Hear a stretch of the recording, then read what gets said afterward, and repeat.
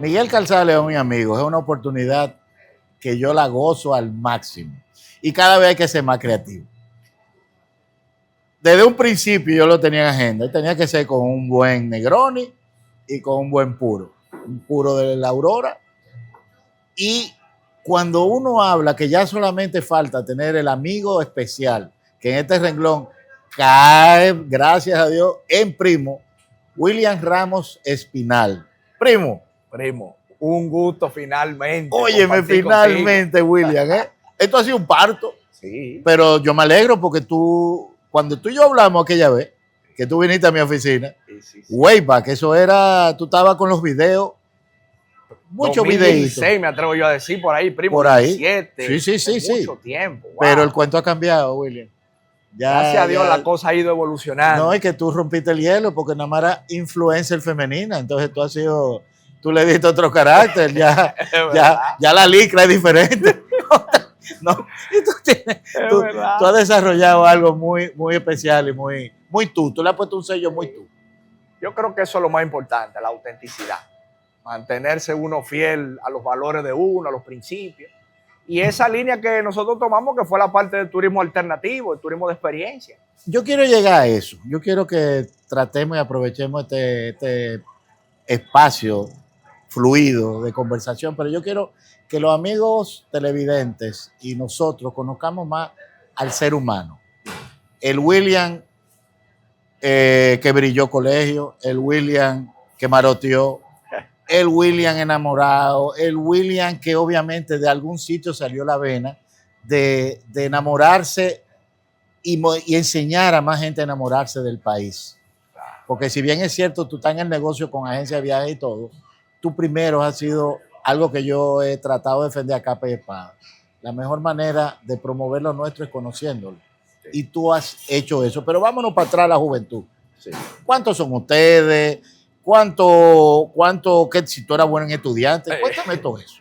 No, tú sabes, primo, que incluso el mismo hecho de yo llamarte primo, para que la gente entienda, viene por mi apellido Ramos. Nosotros somos del Cibao, de La Vega.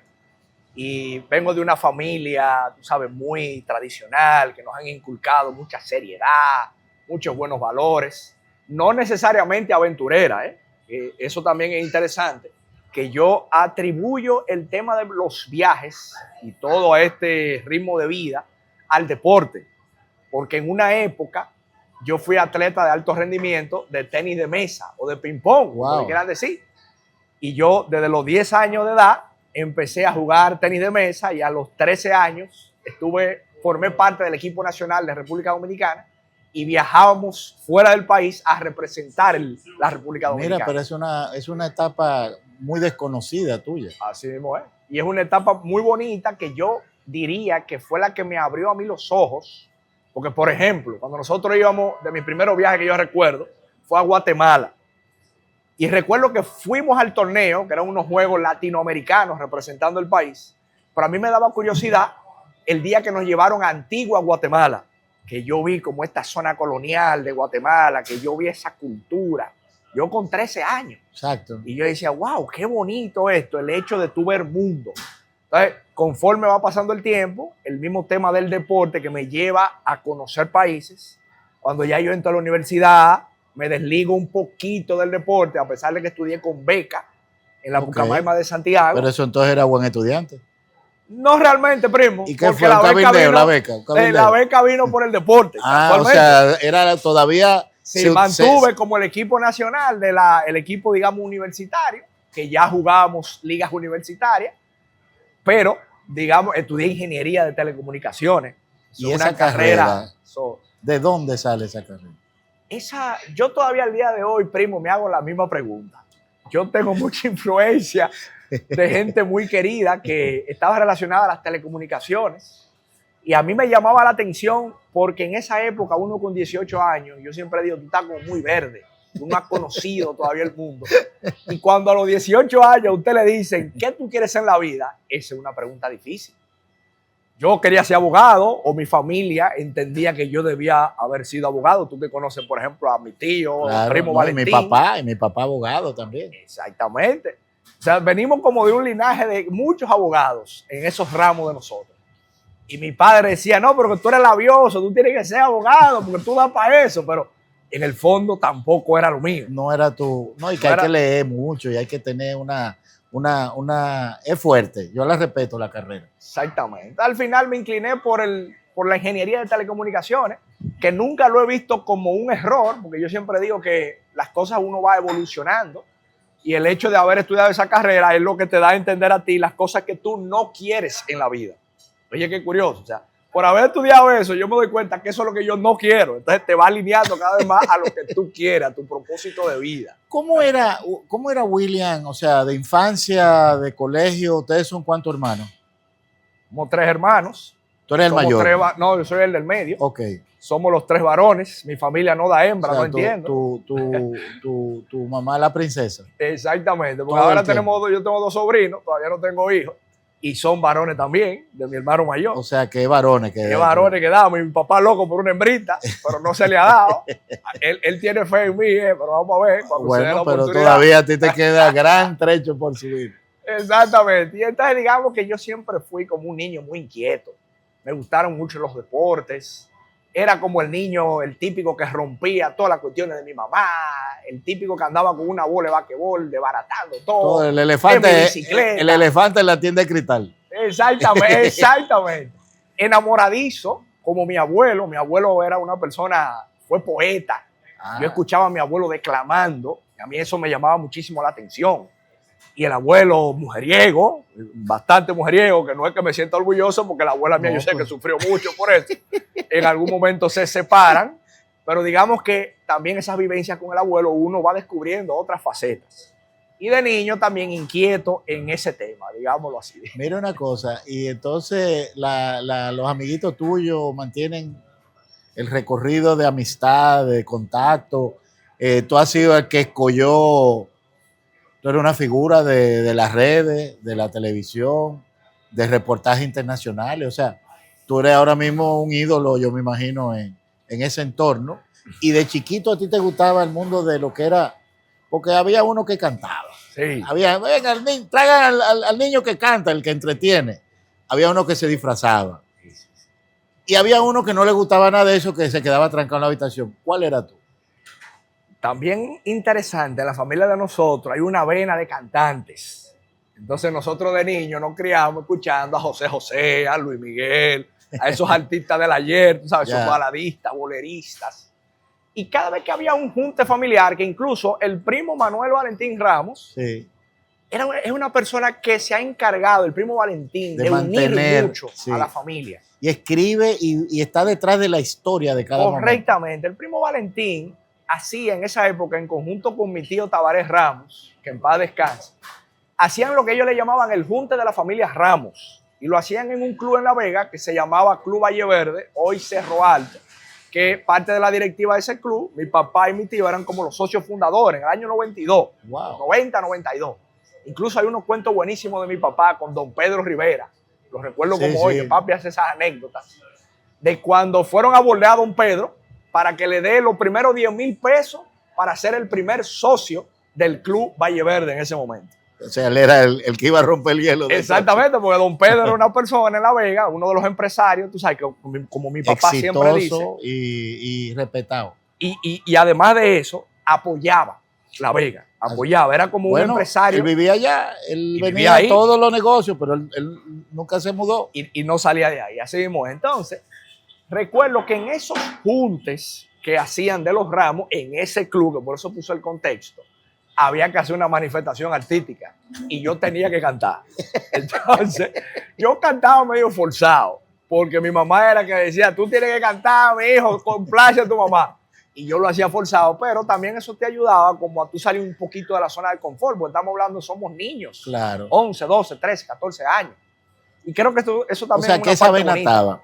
Pero por el lado de La Vega nuestro, en el orden de los primos, porque Blanca Margarita es prima hermana mía, Valentín, tu primo, o sea, ya por ahí tenemos el link. Correcto. Pero era lo contrario, era más hembra que varones. Por eso el apellido prácticamente está en manos de 3 calzadas. Y tienen varones. Sí, es verdad. Entonces se va perdiendo ahí. Digo, hembra, perdón. Entonces, en esa parte de colegio, hacían paseo, porque es que yo estoy tratando de buscar, porque tú has desarrollado algo muy chulo que ha resultado negocio, tú eres un emprendedor. Cuando yo salí, la palabra emprendedor no existía, era un freco. Uno era un freco cuando apostando a hacer algo y gracias a Dios no me equivoqué, el turismo hoy es la punta de lanza de la economía del país. Correcto. Pero en el orden tuyo, hacían viajes, el colegio, grupo, paseo. Yo me tenía que aprender los nombres de los ríos cuando andábamos en carretera, porque con mi papá manejando, había que saber eso, los ríos de aquí. Entonces yo creo que por ahí a mí algo me ligó. Pero en el caso tuyo, ¿dónde era tu recorrido de La Vega? ¿Jarabacoa?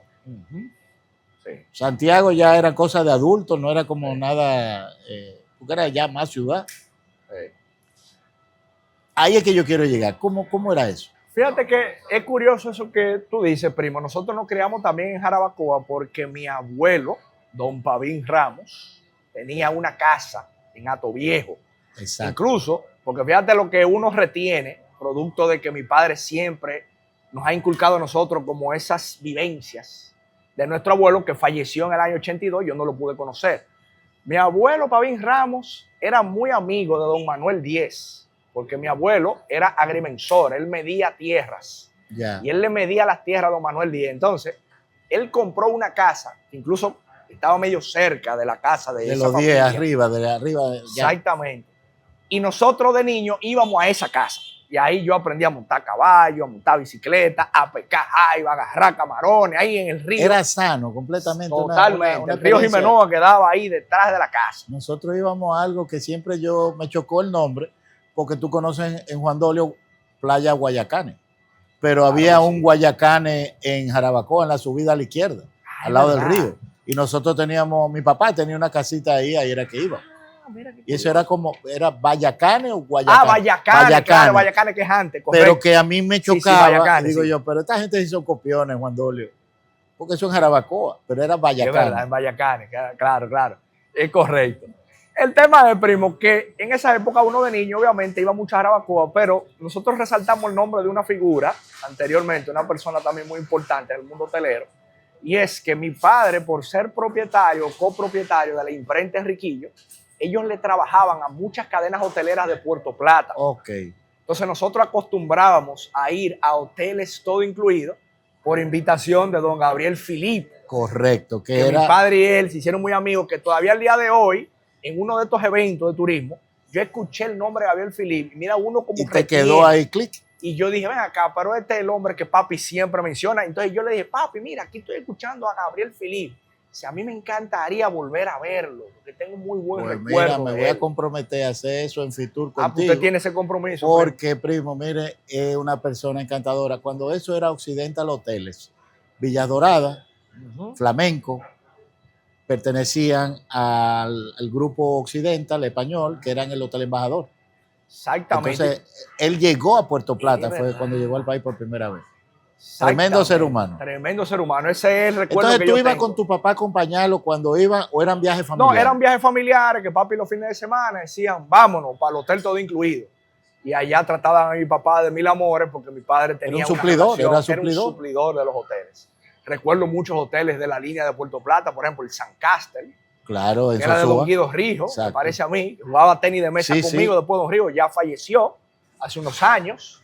Y explícame en la parte del deporte, ¿por qué el tenis de mesa? Porque era algo como que no es muy común.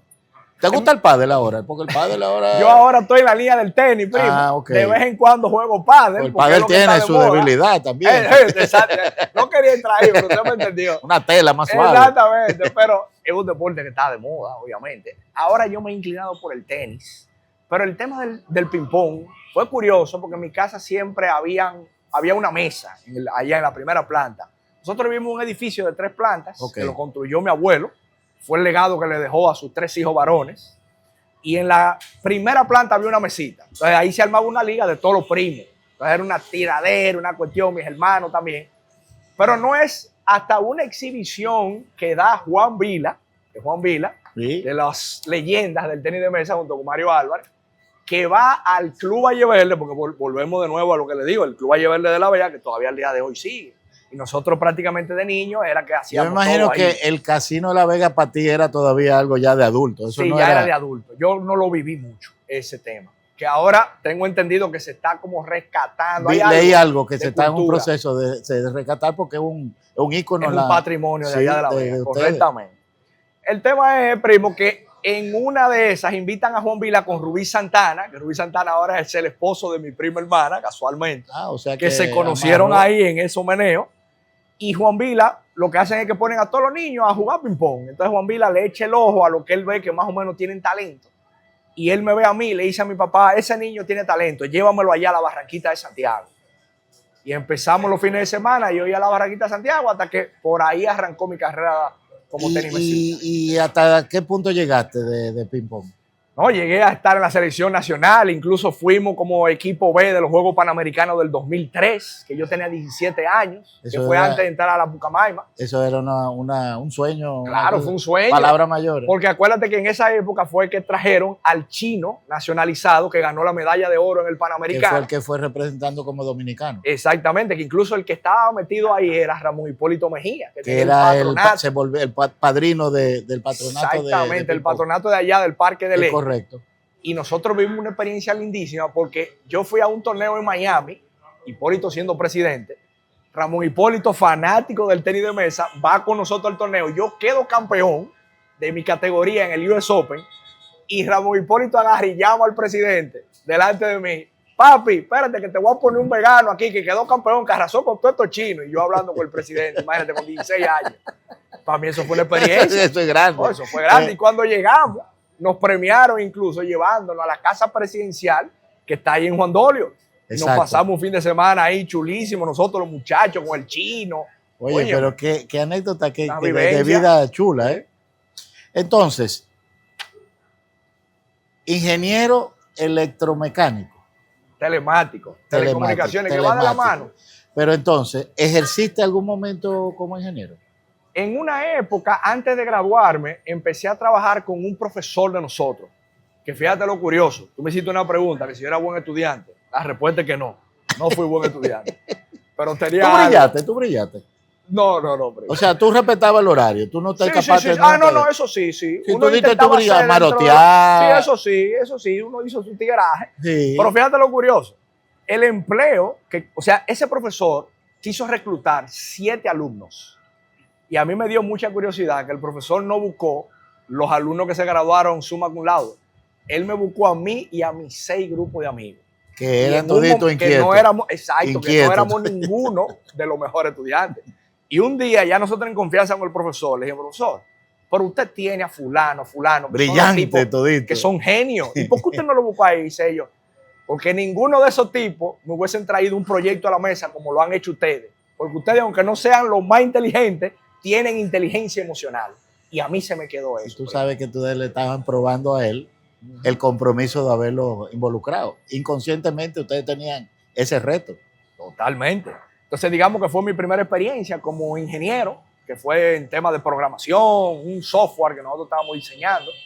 De ahí entonces yo brinco a una empresa de Zona Franca, que casualmente ese empleo me lo consigue mi padre. Y la empresa de Zona Franca, el dueño de esa empresa, a quien yo le tengo muchísimo cariño, el señor Santiago Morales, yo entro a trabajar con él porque mi padre y él jugaban golf juntos. Y un día, mi padre, bebiéndose unos tragos con el señor Morales, empiezan a hablar, dime, ¿cómo está la fábrica de Zona Franca, la empresa? Y el Morales dice, súper bien, cerramos unos contratos con unos estadounidenses, yo hacía media deportiva. Y óyeme, yo estoy necesitando gente joven. Ay, la palabra clave, estoy necesitando. Y dice, papi, no, pero espérate, no porque ahí está más. el hijo mío. Y dice Morales, pero ¿y qué estudia el hijo tuyo? No, ingeniero. ¿Qué? ¿Qué pasa? Que en esa época también, yo recuerdo, a mí me conocían en el campo de golf porque yo había hecho un viaje a la India en motocicleta. Y ese viaje a la India, yo andaba con un amigo mío que era escritor, que escribía en una columna del Diario Libre, que se llama Alan del Monte. Claro que sí. Y nosotros publicamos un artículo, nosotros en unos motores con 2 elefantes atrás, que nos recibió el embajador Hans Dannenberg, que también en paz descanse. Claro. Duramos una semana con Hans Dannenberg en la India, publicamos esos artículos Y mi papá, que al principio cuando yo le dije, me voy para la India en motor, que me quería matar, cuando esa primera plana salió en el Diario Libre, con esa foto de nosotros en estos motores y ese elefante, el viejo mío andaba con ese periódico enseñándoselo a todo el mundo. Orgulloso. Orgulloso. Entonces, señores, miren el hijo mío en la India, con triunfando en playa extranjera. Y a esos golfistas, amigo de mi papá, se le quedó eso. Entonces, cuando papi le dijo al señor Morales, no, pero el hijo mío, él está disponible, dice, pero ese es el aventurero, el que anda para la India. Dile que me quiero reunir con él. No lo recuerdo como hoy, como si fuera hoy. 7:30 de la mañana ese señor me citó en su oficina en La Vega. Pero eso no y a los 25 precio. minutos ya yo tenía empleo, hermano. Entonces quiere decir que ahí tu papá orgulloso con ese viaje de la India toca el tema a un amigo de que necesita gente porque está caminando el tema. Y ahí salió ese enganche de esa nueva etapa tuya de vida. Correctamente, ahí yo empecé a trabajar en esa empresa de Zona Franca, para mí algo nuevo, porque era más como en la parte de desarrollo, como si fuese un ingeniero industrial. Bueno, tenía algo que ver, pero no necesariamente, claro. Pero al final se trata de lidiar con equipos, con personas, de todos los ámbitos. ¿Qué hacían? ¿Producciones de media, tú me dijiste? Hacían producción de media, juguetería, todo se exportaba a Estados Unidos.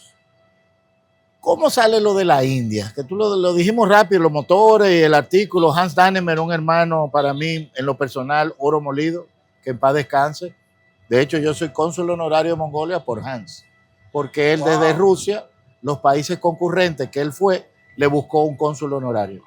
Pero la relación de Hans y mía, de cero. Yo le dediqué la Feria Vacaciones CTN el año pasado. Su viuda recibió un reconocimiento. Estamos cortos todavía el sector hotelero de reconocer lo que Hans hizo en aporte al país. Totalmente. Pero ¿cómo fue eso de la India? Porque que tú me has brincado. Sí, ahí yo te brinqué. Te me fuiste a jugar ping-pong de repente a Centroamérica. Estaba en Miami, ganaste ping-pong. Te comiste los chinos. Y entonces la India, motores, ¿cómo es eso? Ahí es que arranca como la vena aventurera, como tal, la vena mochilera, como decimos nosotros. Que tú sabes que hoy día ya vuelve a ser tendencia ese tipo de turismo. Así es. Luego de la pandemia, de la cosa positiva, entre comillas, que trae la pandemia. Es cierto. Mucha gente queriendo experiencias, más allá que a lo mejor estar solamente en un solo lugar. Y experiencia no de multitud, sino experiencia obviamente de espacio libre. Que naturaleza, la gente, la cultura. Sí. Y digamos que ahí empieza un ritmo de viajes, que sobre todo yo lo hacía en los veranos, porque yo estaba estudiando en la universidad. Que ahí empieza un mochilazo que yo hice por Europa, que recorrí Europa Central con una mochila pidiendo bola. Imagínate tú. Son cosas que yo casi nunca las cuento. ¿Dormiste en iglesia y cosas así? Dormí en iglesia, dormí en la calle, dormí en casa de gente que me daba la bola. Y, curioso, hice el Camino de Santiago de Compostela. Wow, sin estar planeado. O sea, sin estar planeado. Eso fue una experiencia que todavía al día de hoy yo sigo diciendo que es de la mejor experiencia transformadora para mí. Que ya fue algo espiritual. Claro. Fue algo como un antes y un después. Después de ese viaje a Europa, entonces viene ese viaje. Bueno, después vino un viaje a Sudamérica también, otro mochilazo. Pero ese viaje en el 2009 a la India fue muy interesante porque ese compañero que yo te digo vivía en Yemen. El único dominicano, yo creo, que ha vivido en Yemen un año, porque él trabajaba como en una especie. Él era director de un hospital de salud pública. Entonces él estaba llevando como algo de epidemiología en esa zona. Mi mejor amigo del ping-pong, casualmente, compañero mío del deporte, Alan del Monte. Y entonces ahí es que él y yo decimos, vamos a hacer un viaje juntos, porque tiene que ser un viaje épico. Habíamos pensado Tailandia, y justo antes de decidirnos por Tailandia, estalla una guerra civil en Bangkok. Y decimos, barájamelo de Tailandia. Y dijimos, ¿qué otro país tenemos por ahí? Y ahí le escribe por casualidad de la vida Hans Dannemer a mi amigo. Porque que estaba como embajador en la India. Que estaba como embajador en la India porque Hans se hizo fanático de los artículos que ese amigo mío publicaba del Medio Oriente. Wow, y a Hans le llamaba mucho la atención la historia. Qué olfato y conectividad tuvieron. Entonces ahí Hans Dannemer le extiende una invitación a él. Mira, el día que tú quieras venir a la India, estamos a la orden. Entonces ahí que él me dice, oye, vamos a aprovechar este vínculo con Hans Dannemer, un embajador. Llegamos los primeros días a Nueva Delhi y de ahí arrancamos, compramos unos motores y nos vamos. Yo, vámonos, sin pensarlo. ¿No ves? Compraron los motores allá. Compramos los motores, pero eran unos motores sencillos. Claro, pero no había alquiler. había que compramos comprarlo. y después vendimos. O sea que fue redondo. ¿Y cuántos días duró esa experiencia? Duramos 45 días aproximadamente. Pero así mismo de mochila, buscando dónde dormíamos. Buscando dónde dormía. Y Hans como anfitrión, me imagino. No, porque es lo que te digo, el viaje se divide en dos. Cuando nosotros hemos llegado a la India, yo nunca lo olvido, que esa anécdota yo se la hice después a mi familia. Yo llego con una mochilita y con un t-shirtcito.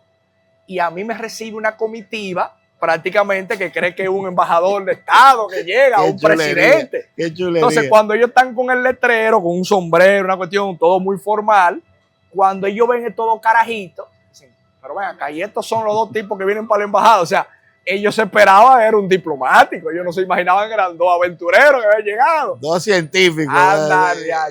Yo recuerdo que cuando llegamos a la embajada, duramos una semana con Hans. Conocimos todo el trabajo que él estaba haciendo, un trabajazo.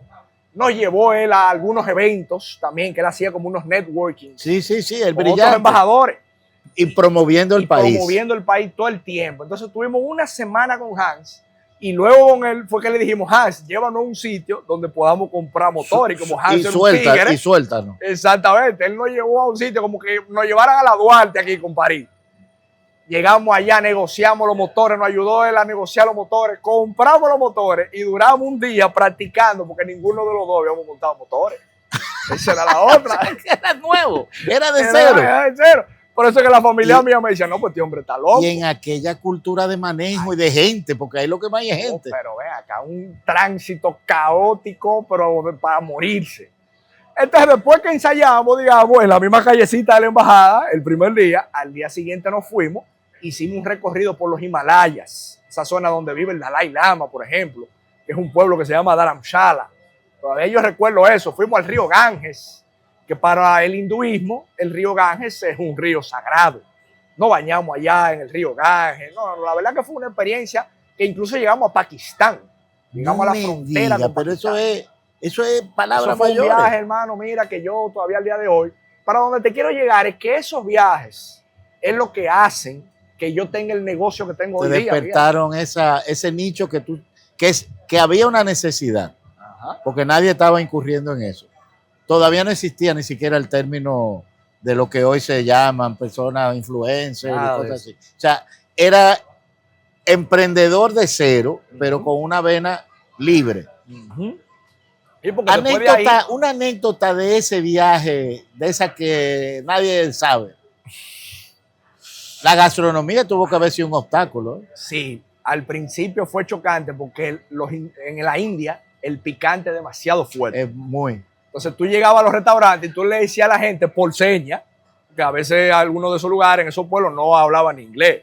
Entonces tú le decías, please, no spicy, no spicy. Ellos te decían, oh, no problem, no spicy. Para ellos no estaba picante, pero cuando tú le marchabas, oye, te ponía que los lagrimones te salían. Y tú tenías, para ese viaje, porque la India tenía un protocolo de mucha vacuna y muchas inyecciones y muchas cosas, ¿tuvieron que pasar esa experiencia? Sí, yo recuerdo que había como una vacuna típica, algo. Porque para el Taj Mahal, la gente que iba así, como a esa visita puntual, tenía muchos requisitos de... Sí, yo recuerdo que había algo, no sé si era fiebre amarilla, había alguna vacuna. Yo recuerdo que hubo que pasar algo. ¿Cuántos artículos escribieron ustedes después de eso? 3 artículos, que incluso el otro día estaba yo rememorando eso, primo, y lo encontré, porque eso sigue ahí en internet, esa es la magia del internet. Pero me gustaría poner Puro Turismo a la orden de... Porque eso es algo vivencia, no es lo mismo leer o ver una película de la historia de otro destino a cuando tú lees a alguien que vivió la experiencia, algo tuyo, algo que... Totalmente, primo. Eso es único. Sí, yo recuerdo que el título era De aventuras y vacas sagradas, en moto por la India, 3 partes. ¿Tuviste problemas con alguna vaca alguna vez? Casi. Y ojo, si tú chocas una vaca, oye lo que nos dijeron a nosotros, la gente entiende, es mejor chocar a una gente que chocar a una vaca. Porque eso era palabra mayor. Eso es sagrado, porque tú sabes que ellos creen en la reencarnación y en el hinduismo ellos entienden que las vacas posiblemente puedan ser sus madres de vidas pasadas. Esa era más o menos la visión. O sea, que tú no la podías mover ni nada. No, tú tenías que dejar la vaca tranquila, tú no puedes inventar mucho con el hinduismo. Y entonces, de allá, llegaste, los artículos, tu padre orgulloso. ¿Quién es el de las decisiones? ¿Quién era la mano fuerte en tu casa, ¿quién es? ¿Tu padre o tu madre? Ahí los dos tienen protagonismo, pero yo siempre digo que mi madre fue la apoyadora, sobre todo cuando, porque tú sabes que era complejo, tú picharle, vamos a decir, como si fuera un emprendimiento, un picheo. Al viejo de uno. Al viejo decirle, viejo, me voy para allá, y él no lo entendía mucho, pero a la doña yo la sentaba, yo le decía, doña, yo necesito que usted me preste $600, porque necesito eso para el pasaje, y la doña me decía, pero ¿qué es lo que tú quieres hacer, mijo? Cuando yo le explicaba, ella entendía. Y eso yo le agradezco mucho. Entonces era la cómplice para convencer. Era la cómplice, exactamente. Pero yo creo que también ahí se dio algo muy genuino, que era que por el mismo tema del deporte, ya ellos estaban acostumbrados a que yo viajara. O sea que ya después, en esa época universitaria, cuando yo decía quiero ir para la India, no era tampoco un choque, tú sabes, como tan repentino, porque... Y entonces tú me estabas comentando también España, la experiencia de haber vivido en España en maestría. Ya tú habías trabajado los 3 años que tuviste en Zona Franca.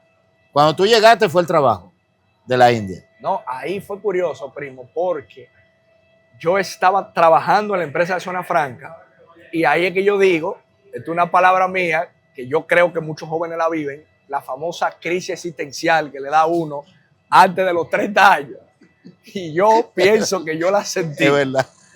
Y yo en un momento, porque yo agradezco mucho el trabajo de la Zona Franca, lo agradezco porque aprendí mucho, pero yo en el fondo sabía que eso no era lo mío. O sea, yo sabía que yo no podía verme ahí 20 años, por ejemplo, trabajando, a pesar de que había, tú sabes, que había podía crecer, pero eso no era pero yo decía, no, pero es que ese no es el William Ramos que yo quiero ver a los 50 años todavía en una empresa Zona Franca cumpliendo un horario. Así es. Entonces yo recuerdo que yo tenía un dinerito ahorrado y yo vi una oportunidad de una beca que yo podía aplicar en una ciudad de España que se llamaba Salamanca, claro, que fue donde terminé yendo.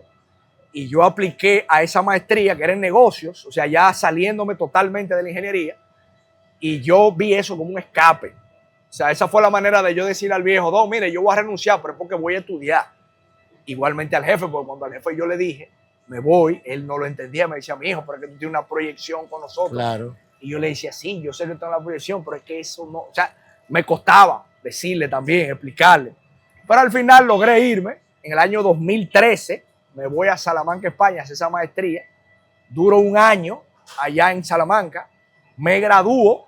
Quiero quedarme en España, porque también allá empecé a viajar. Ahí fue que yo abrí mi canal de YouTube, para que usted entienda.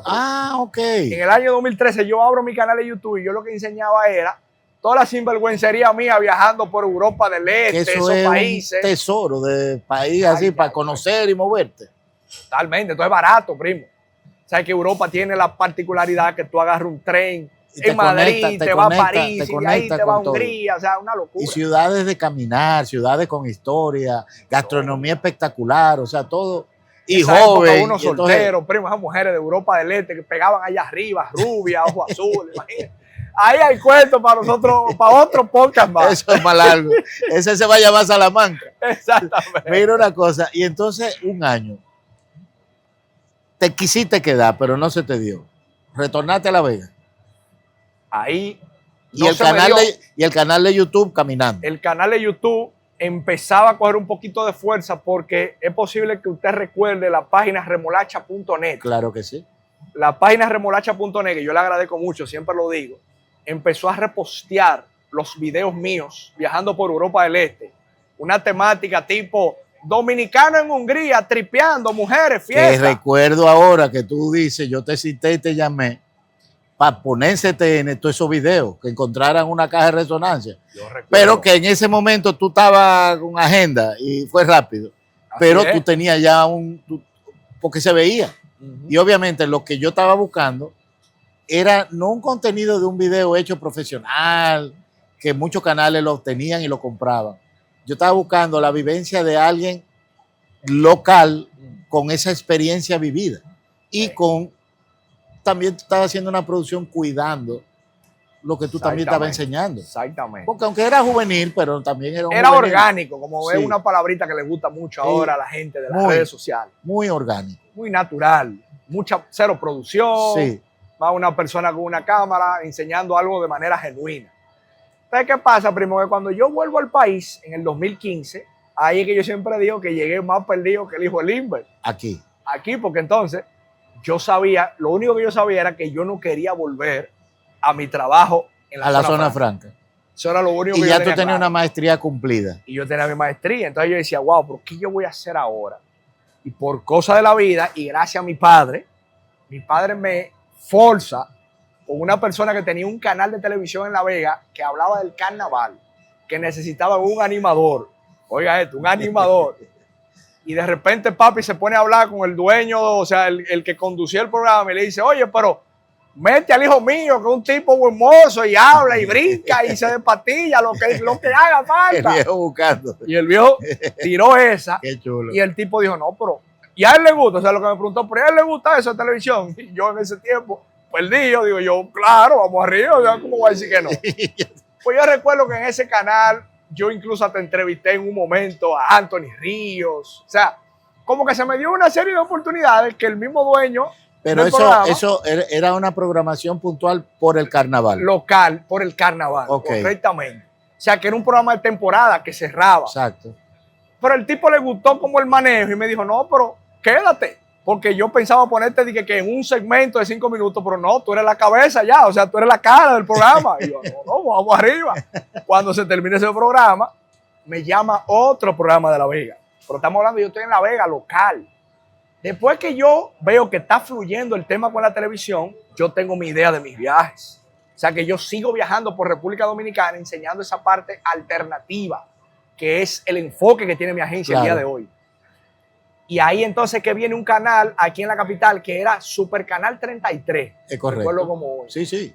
Y me llaman y me dicen, mira que queremos un segmento de 5 minutos presentando destinos a República Dominicana. Entonces ahí que yo me mudo a Santo Domingo. Año 2015, casi 2016. Entonces cuando yo entro en ese canal que estoy dando cápsulas, fíjate que después tú me contactaste por eso mismo, mira, cápsulas, vamos a meterla en Y que corroborando ahí un poquito de esa vivencia tuya, yo era el canal 33 en Telecable. Entonces, si ellos no hacían negocio conmigo, no se veían. Entonces, ahí hay una parte de la historia, pero estamos en ti. Sí. Bueno, te voy a mencionar ahora una figura que tú la vas a recordar muy bien, que después yo entré a trabajar con ella, que era Sabrina Brugal. Claro. Con Sabrina en fin de semana. Yo la tuve al inicio de CTN. Exactamente. Entonces yo con Sabrina tenía un segmento también, y ahí es que yo digo, wow, pero es que el negocio mío son las excursiones. O sea, la agencia de viajes. Entonces ya la agencia tú la constituiste formal ¿en qué año? En el año 2016, cuando ya yo veo que yo tengo cierto arrastre de decir como que, mira, hoy vamos a presentar la montaña redonda de Miches. Y tú tenías toda la... Yo tenía la logística. La logística de dormida o de traslado. Exactamente. Todo. Yo digo, no, pero ¿Y quién era tu público al inicio? Eso era curioso, porque yo lo que hacía era, porque todavía las redes sociales no estaban en su apogeo. Entonces yo me inventé, primo, porque es lo que le digo, que uno tiene que buscarse. Yo me inventé una especie de junte que se hacía en un bar aquí en Santo Domingo. Primero era en Ferro Café, de mi querido César Concepción, aquí en la Roberto, casado con mi prima hermana Jennifer. Y nosotros convocábamos, o sea, como que yo te conozco a ti, te decía, Miguel, ¿qué tú haces este jueves? Y tú me decías, no tengo nada. Nos vemos en Ferro Café a las 7 de la noche, el jueves, que tenemos una chelchita, pero esa era mi enganche para yo venderte el viaje del fin de semana. Entonces yo inteligentemente tenía 2 o 3 amiguitas, buena moza, que yo le decía, mi amor, ven los jueves a las 7 de la noche. Para darle vida un trago, al ambiente. Y cuando tú ves a los tigres que están ahí, tú lo engatusas un chico y tú le dices que tú vas para el viaje el domingo. Sí, levanten la mano los que van. ¿Quiénes van para el viaje? Cuando los tigres veían que las mujeres decían, yo voy, me decían, ¿cuánto cuesta el viaje? Hermano, mire. Y el negocio vivencia, pero bien, vivo. Sí. Entonces, yo siempre digo que el tema del contenido, pues yo siempre anduve con mi cámara, siempre. Mi canal de YouTube, todo el tiempo subiendo videos. Se convirtió en una especie de economía circular, porque entonces yo iba a la excursión con mi grupito, que me pagaban, y yo hacía mi video de la gente disfrutando el destino. Sí, le Pero pusiste cara a la producción. Y en el mismo video yo te decía, el mes que viene tenemos excursión de nuevo. Entonces, el contenido me ayudaba a promover la excursión, y dentro de la excursión creábamos el contenido. ¿Y cuál fue el destino que más se vendió así? Yo que tú repetiste, que la gente no deje de hacer. Yo siempre digo que el destino clave, lo digo así, suena feo, pero el descubridor de la montaña redonda y el que dio la idea del columpio al dueño, don Ramón Pion, fue este caballero que está aquí. O sea que a partir de ahí es que eso despega de que la gente lo puso en su radar. En su agenda. digamos que yo le dije a él el tema de los campings. Tengo entendido que él ahora ha hecho unas habitaciones.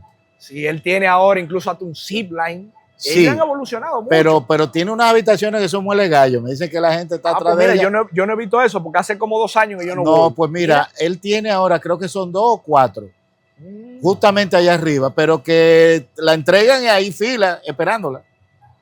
Bueno, me voy más lejos. Te lo digo porque como lo de Micha cogió boom, Exacto. este atractivo forma parte.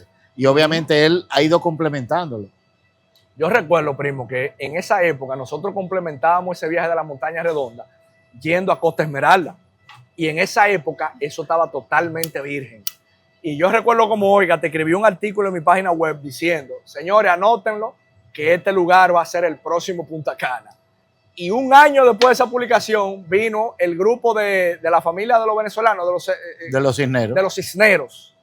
Y se metió ahí y compró entonces toda esa parte que es lo que vemos hoy día. Y entonces esos grupos en Ferro, que fueron tus primeros viajes, yo estoy buscando al William Ramos Espinal, que tiene esa vena, pero ya tú tienes, ahora por lo que hemos conversado, tú tienes un mundo que poco todavía tú deberías tener un canal. Tú deberías tener, no la agencia de viajes, el charter.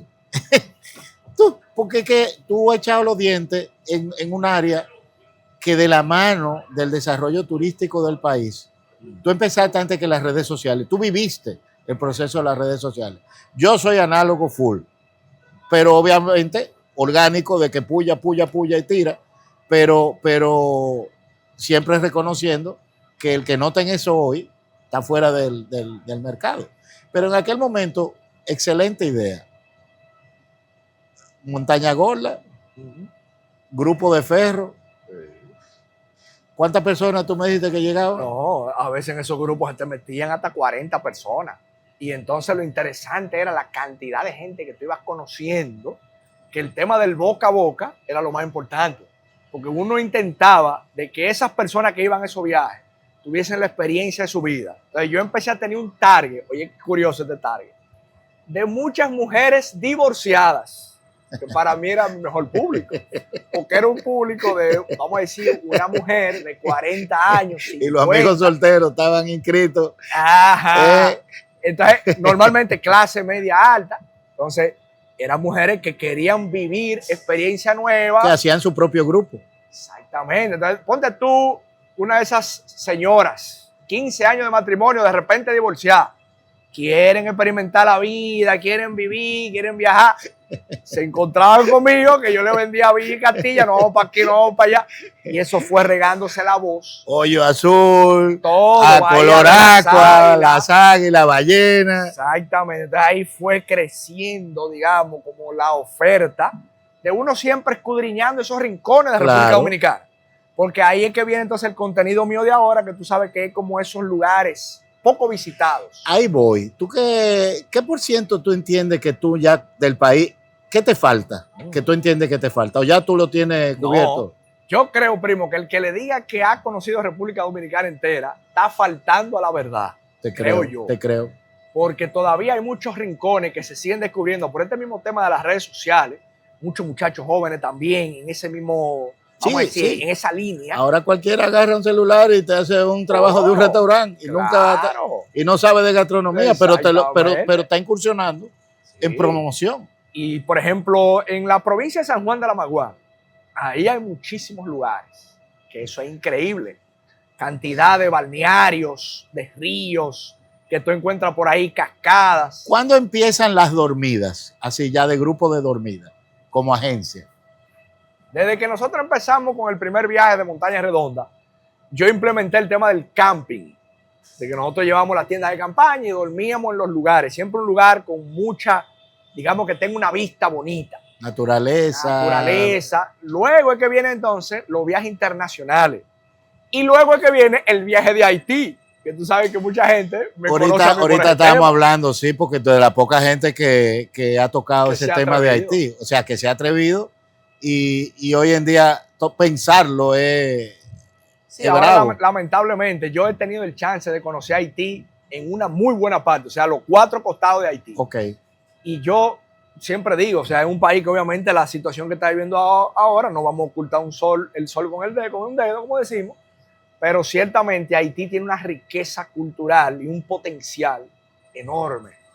Y eso es algo que yo lo he experimentado. Las veces que yo he tenido la oportunidad de ir a Haití, que ya van más de 30 veces que voy, trato bueno, buena gastronomía, el haitiano sabe de todo lo que tiene que ver con hostelería, pero tú sabes que antes tiene una educación. Domina varios idiomas. Exacto. Y también la gente debe recordar, tú lo sabes más que cualquiera, que antes de que llegara Don Fran Rainieri, el turismo se hacía en Haití. Eso es correcto. Que teníamos allá el hotel el famoso, el Club Med. Ese fue el pionero en el Caribe. Y era el Club Med más grande de ellos. Exactamente. Yo creo que ese tema yo no tengo ni que hablarlo contigo porque tú sabes de eso. Eso viene a ese nivel. Y entonces, de la parte internacional, a nivel de repetición, ¿cuál ha sido el que tú internacionalmente más repetido? Porque la gente de boca en boca habla, mira, no deje, y te convencen de que volverlo a repetir. Colombia, por ejemplo, por la sencilla razón. Ahora con estos vuelos vuelos directos de Arayet, tú vas en coche. Tenemos vuelos directos, no necesitamos visa como dominicanos, eso es una gran ventaja. Colombia no solamente es Bogotá y Medellín, nosotros hemos explorado mucho más allá. Cartagena de India, la selva amazónica de Colombia, que es donde está la triple frontera. Claro, ese es un viaje que es para aventureros. Pero para mí eso fue una experiencia que, wow, de las más grandes que yo he tenido. El hecho de tú conocer la selva amazónica del lado de Perú, yo vi de algo Brasil tuyo de canoas y esos botes. Oye, es una locura. Incursionar ahí. Las tribus que hay ahí. Y entonces indígena. Eso tú lo haces ya con tus operadores del destino. Que también antes era difícil. Ya eso es más fácil. Normalmente yo voy al destino, lo grabo, hago las conexiones. Conocí como una persona que vive ahí en ese pueblo que se llama Leticia, en Colombia. Y él tiene como lo mismo que tengo yo en República Dominicana, pero a nivel ya selvático. Entonces yo de vez en cuando tengo mis grupos, sobre todo extranjeros. También muchos dominicanos ausentes. Que te captan, o sea, dominicanos de Nueva York. Exactamente, muchos dominicanos en Estados Unidos que ya hoy día tienen un nivel económico, quizá un poder adquisitivo más alto. Me llaman y me dicen, mira, me gustaría vivir la experiencia de la selva amazónica. Somos 9 personas. Perfecto. Yo me encargo de organizarle todo. Entonces, eso es algo que nosotros constantemente vamos persiguiendo, cada vez abriendo más destinos. Egipto, Jordania, el circuito por Europa también se da muy bien. Islandia, tremendo país. Eso también tiene que ser espectacular.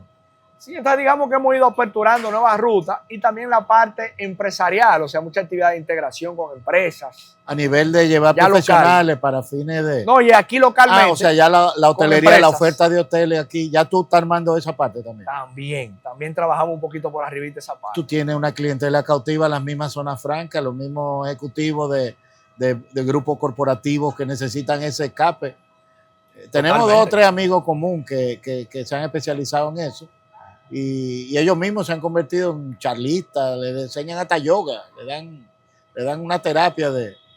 Por lo mismo que yo le digo, primo, que ya mucha gente está buscando esa parte vivencial. ¿Qué te falta de lo que tú entiendes por el mundo que estás viviendo y sabes lo que está... El techo es alto todavía para lo que tú haces. Y obviamente cada vez hay una clientela nueva, ávida de información y de esa oportunidad de escape. Pero ¿dónde tú estás? Yo no te veo todavía de que un viaje a la luna, de viaje con William Ramos a la luna. Pero en el interín, te vi también ahora en Cabarete con ese festival de jazz. Eso es un soporte también que tú te has convertido, William, en caja de resonancia de temas importantes que están pasando en el país, que necesitan difusión, pero bajo tu estilo.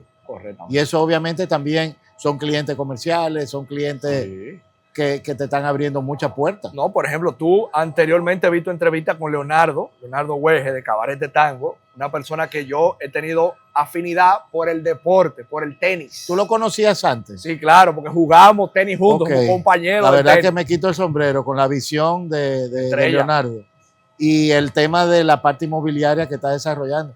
¿Quién se iba a imaginar que en Cabarete iban a haber inmuebles de $5,000 el metro cuadrado? Exactamente. No en venta, vendido. Wow. Entonces, toda la visión y todo, cogió el tema del jazz y le reposicionó, pero a otro nivel. Yo le tengo mucho respeto a Leonardo y voy muy alineado con la visión de él, de sobre todo buscar también como esas inversiones que no necesariamente sean para un público masivo, sino más boutique. Exacto. Porque eso es menos vulnerable con el medio ambiente. Y que él está claro de la dimensión del tamaño del espacio a desarrollar para no explotarlo. Ese viene el club de golf. ¿Quién se iba a imaginar pero es un complemento para el de vela?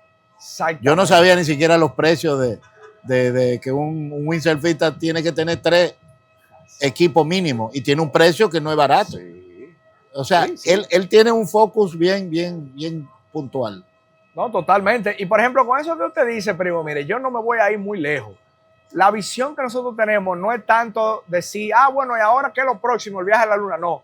Lo próximo mío es el enfoque social. Estuvimos conversando anteriormente que tuviste el video que nosotros le hicimos a una señora que se llama Doña Eva. Maravilloso, en Montecristi. En Montecristi, en Playa Popa. Pero bien montado, el restaurante y todo. Una cosa bien hecha. Entonces, yo persigo mucho la parte social. Cuando tú ves que hay una doñita como ella, que tiene su localcito, que vende su pescado frito, que te cocina con todo el amor del mundo, apoyar ese tipo de proyectos, ese es uno de mis objetivos. ¿Tú has conocido digo yo, y yo creo que tú deberías sentirte igual que yo? Si lo que yo hago es trabajo, yo soy el vago más grande del país. Porque yo estoy haciendo algo que yo disfruto. Y yo estoy haciendo algo que Trueno obviamente crea conciencia al dominicano de la importancia del turismo, que no era fácil antes. Antes entendían que era un grupito. Pero ya se abrió y ya hay más respeto al encadenamiento de todos los valores que hay detrás de la inversión turística en el país. Pero tú has tenido que conocer mucha gente anónima, mucha gente buena en polo turístico que no han tenido esa oportunidad. En el caso de esta señora, que yo creo, y esto te lo doy como un tip, idea rápido me llega a la mente, tú deberías crear en tu espacio un segmento de ese reconocimiento a ese tipo de talento y buscar las relaciones para que eso tenga difusión. Sí. Yo digo que los periódicos que aquí le dedican una página a gente anónima buena en todas las áreas, no necesariamente en la nuestra. Lo que pasa es que eso no tiene morbo, eso no tiene sangre, eso no tiene, entonces como que lo tiran a un lado. Pero yo creo que esos son los modelos a seguir para otras personas que tal vez están necesitando una referencia. A esa señora yo le vi la alegría. O sea, conocerte a ti era que llegó Mickey Mouse, llegó Donald Trump, llegó Luis Abinader, llegó David Collado. O sea, llegó alguien que era un superhéroe. Sí. No, totalmente, primo. Y yo creo que ese enfoque es muy positivo, es muy bonito. Porque yo que he andado el país en muchos rincones, como tú bien dices, he conocido mucha gente valiosa. Mucha gente con mucho que aportar al país, que solamente necesitan una oportunidad. O sea, que dicen que la suerte es cuando se junta el conocimiento con la oportunidad. Ya ellos tienen el conocimiento. Así es. Le falta la oportunidad. Entonces, parte de mi trabajo con mi plataforma, ese eslabón, que gracias al apoyo de la gente ha crecido, que no quiero compararme con nadie, porque también es una idea errónea, comparar números. No, que fulano tiene más seguidores, que yo tengo más que aquel. No, estoy de acuerdo. El trabajo mío es un trabajo que siempre va a ser rescatar lo positivo. Sabemos que lo que vende es el morbo, sabemos que lo que da los views, como se habla en el lenguaje de hoy, el chisme, toda la locura, pero yo me mantengo fiel a un principio que es, como volvemos al Génesis, hermano, la educación que uno privilegiadamente ha recibido. Y lo resaltaste al inicio de la conversación, de esos valores familiares. Y además tú eres una marca de apellido, ya el apellido, este es tu gran diploma, tus 2 apellidos, que es lo que tú también estás cuidando, con la oportunidad de la edad, de la vivencia, de todo este mundo que tú hemos mencionado amigos fuera de serie, como un Hans Dannenberg, que eso no está más, pero las nuevas generaciones no van a tener la oportunidad de haber conocido a alguien así, y eso tú sí lo pudiste tener. Totalmente.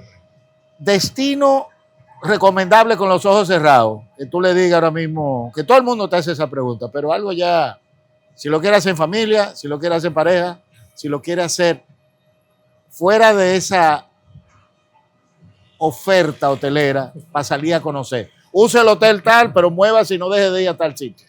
No, yo siempre soy muy partidario, primo, del sur de la República Dominicana, que todos sabemos que hoy día tiene ya un desarrollo, que ha empezado una maquinaria allá en la zona de Cabo Rojo. Correcto. Pero yo siempre soy fan de Bahía de las Águilas.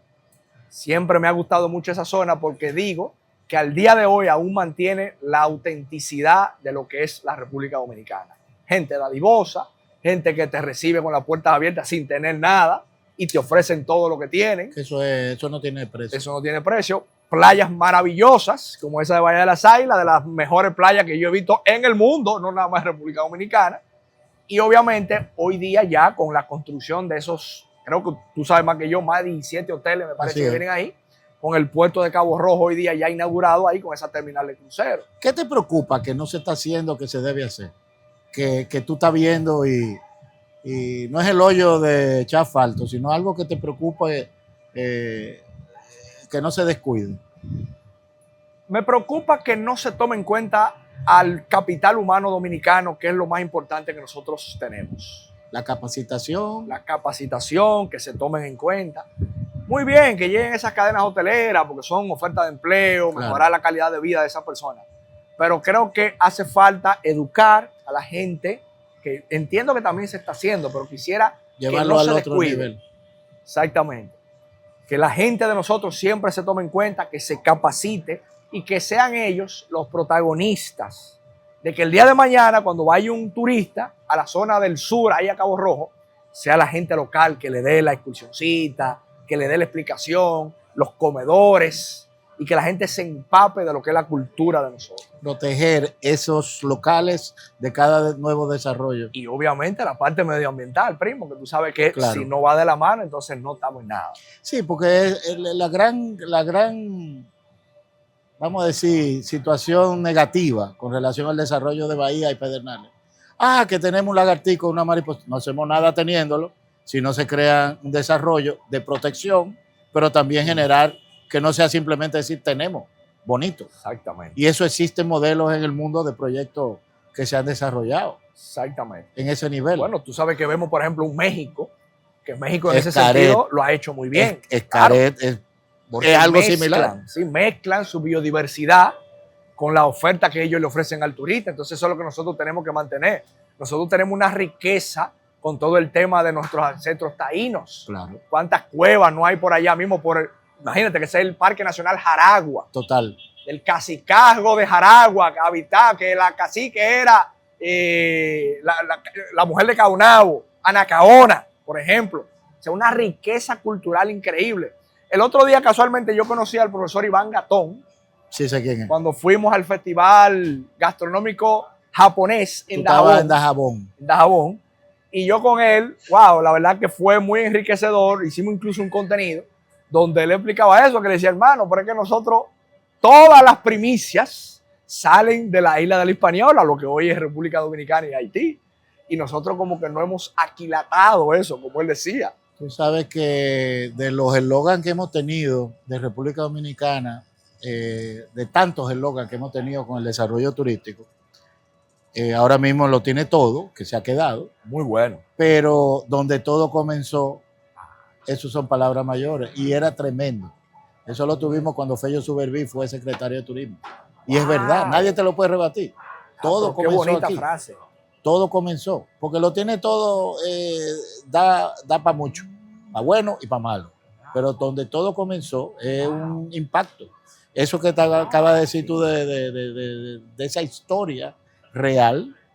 Mira el caso de ahora el Museo Taíno del Banco Popular. Precioso. Eso, una pieza de Manolito García Arévalo. Óyeme, es un sitio que nosotros mismos los dominicanos debemos entrar para valorar más lo que somos. En todo el sentido de la palabra. Total. En tu agenda del 2026, tú tienes viaje ahora para Brasil. Sí. Ese es un escape personal, para cargar batería. Exactamente.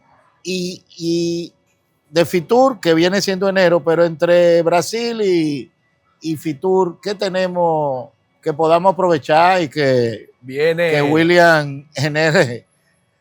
Y yo no sé si todavía es con las muchachas. Claro. No, viene un viaje ahora a Japón, si Dios lo permite. Tú sabes que nosotros estuvimos ahora en China y casualmente en China también fuimos a la embajada dominicana en China con el embajador José Julio Gómez, a quien le agradezco muchísimo. Excelente ser humano. Mano derecha y hermanito de Hans. ¿También? Sí. Bueno, por eso que yo tengo que estar bien contigo, primo, Mira, porque yo hoy estoy también aprendiendo muchísimo. Premium. Y en Japón tenemos a Eduardo Pérez. Sí, que es el esposo de la que de ahora va Angie, para Corea. Corea del Sur, que era la embajadora en Jamaica. De Jamaica, es la cosa. Entonces me ha gustado mucho, primo, ese tema de contactar con las embajadas. Cuando yo hago esos viajes, sobre todo viajes a destinos un poco exóticos. Porque, por ejemplo, no sé si tú supiste, por aquí lo comento, yo tuve un problema cuando estuve viajando en Jordania, que fue que yo boté, como decía un buen dominicano, mi computadora con todo el contenido que había grabado. ¿Cómo fue y ahí eso? se contactó conmigo cielo y tierra, todo el cuerpo diplomático de esa zona. Ayudarte a buscar. Ayudándome a buscar. Entonces yo dije, wow, qué bonito cómo nos unimos nosotros los dominicanos. Y si yo puedo aportarle algo a la embajada, como hicimos ahora en el caso de China, que hicimos un video resaltando lo que ellos hacen, no es diciendo nada, es haciendo, simplemente magnificando a través de mis plataformas el trabajo que están haciendo, que es genial. Por el caso de José Julio. Normalmente eso no pasa. No pasa. Y José Julio hasta chino habla. Mandarino se preparó. Sí, porque yo lo puse a prueba con un chino que ya andaba ahí, el tipo tiró para adelante. Y, no, pues verdad que el hombre habla. Sí, no, se preparó. Mira, William, agradecidísimo de verdad que tú hayas aceptado. Y yo sé que esta es la primera de muchas, porque ahora después de cada de estos viajes tenemos que hacer un podcast para contar y promover y convertirnos en caja de resonancia de los futuros viajes especiales que tú estás haciendo. Yo te agradezco de corazón, te felicito, me quito el sombrero porque tú lo comenzaste en serio, no era de que un invento, lo comenzaste en serio, lo fuiste puliendo, es como un bonsai que tú le fuiste cortando las orejitas y abonándolo, y hoy en día tú eres un nombre, una marca, una persona admirada, respetada, el tema social es importante, de la forma como tú lo estás manejando. Quiero agradecerle al Hyatt Century Santo Domingo. Aquí estamos haciendo este podcast en el rooftop, una oportunidad de ustedes vengan, conozcan y envuélvanse en la magia de una oferta hotelera muy especial. Puro Turismo, que obviamente yo no puedo dejar de entregártelo personalmente. Eso es un producto que ya tiene unos 20 años, hecho con calidad, y este fue el que presentamos en Date, dedicado a cabarete. Claro, esa foto es una foto que nos facilitó Leonardo. Ah, genial. Cuando yo vi esa foto dije, esa es la portada. Totalmente. Y la verdad que este tipo de trabajo que hacemos nos da la oportunidad de conocer personalidades y personas que aportan, que suman, que no se frenan. Bueno, palabras mayores. Bueno, nosotros fumando ahora. Estamos en Aurora. Cigarro de la Aurora con el roncito de León Jiménez. Pues mira, no, agradecidísimo de verdad, William. Gracias, primo. Primo querido y adorado, ya usted está en nómina de cariño. Y otra próxima entrega de Miguel Calzada León y amigos, tan especial, con amigos tan admirados como hemos tenido hoy a William Ramos Espinal, vegano de pura cepa.